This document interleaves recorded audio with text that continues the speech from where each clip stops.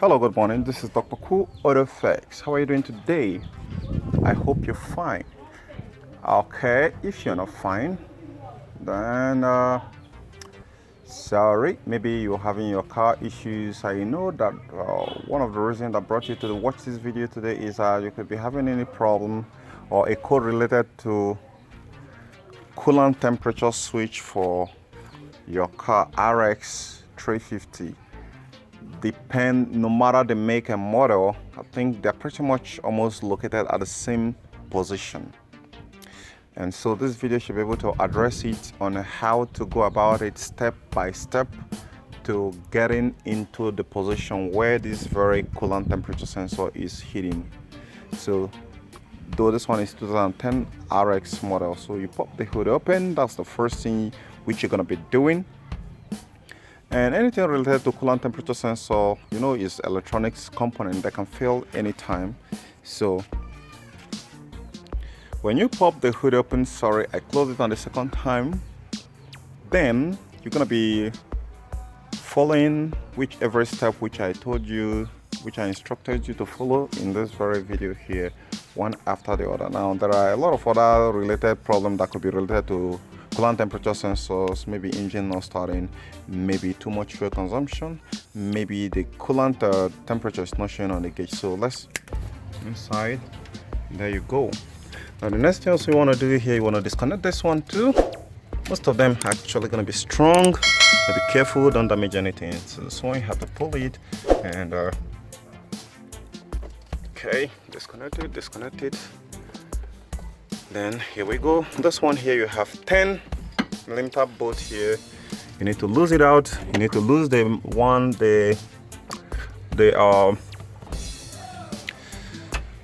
air passage boot there is 10mm all the way. And the airflow meter, don't forget it. If you forget it, the engine is gonna start misfiring as soon as you're done. Though there is no way you're gonna do all this without the engine throwing some trouble code, so you want to go ahead and erase it when you're done.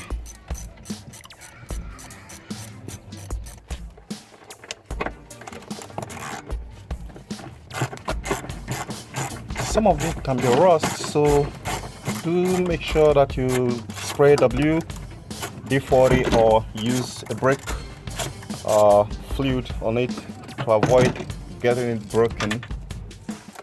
This one is out. In order not to forget it, when you lose it, you screw it back in there. So this one here is 10.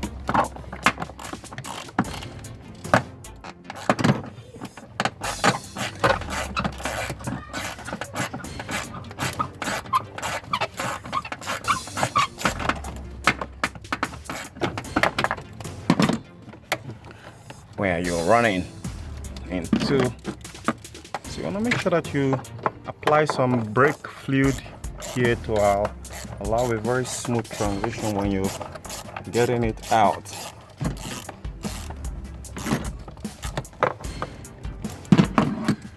Okay, now this is not out here, to have another 10 here also, so you want to also lose that one too. But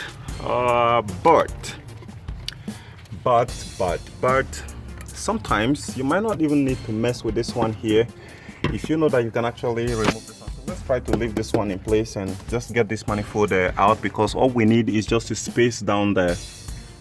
But there's gonna be a lot of trouble trying to get it because there is a hidden bolt down there. So you're gonna be needing to put hands here to do it. So I'm gonna be needing to get this one out. I'm gonna be needing a longer extension like this to get in there. Okay, lose it up, lose this shit up.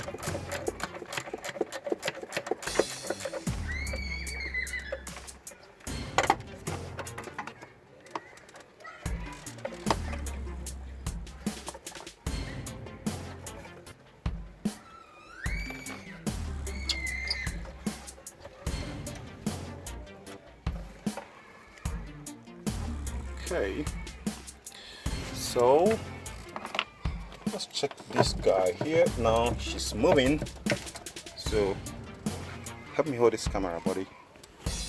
I'm gonna push this guy here, shift this boot, wanna shift it, shift boot, shift. Okay, now here you go. Wanna do the same thing to this other guy here. There is nothing holding it on the other side. And there she comes. She's out, right? Okay, now for the airflow meter, you're just gonna press the button and pull. Press it and pull. You're not gonna see this, but you're just gonna feel it. Push it and pull, push it in and press it and pull.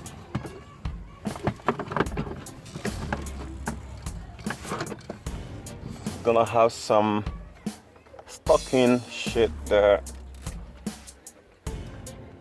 Oh man, I'm gonna be needing a flat to actually get that on, get that out.